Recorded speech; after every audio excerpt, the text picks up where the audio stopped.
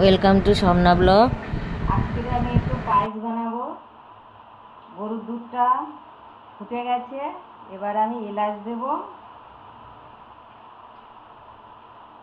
একটা তেজপাতা দেব, ঘি মাখিয়ে চালটা রেখেছিলাম,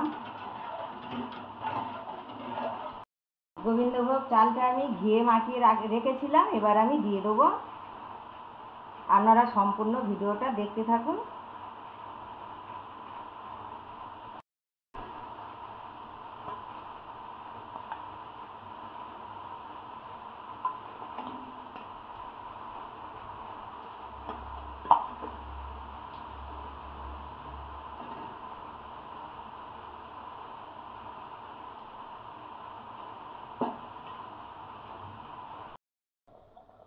কাজু আর কিশমিশ দিয়ে দিলাম।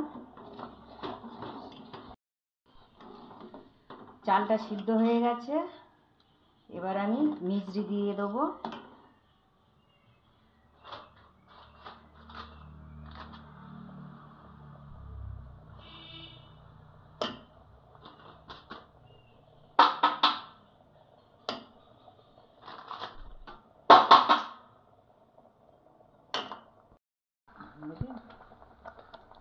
কালার আসার জন্য আমি বাতাসা দিলাম,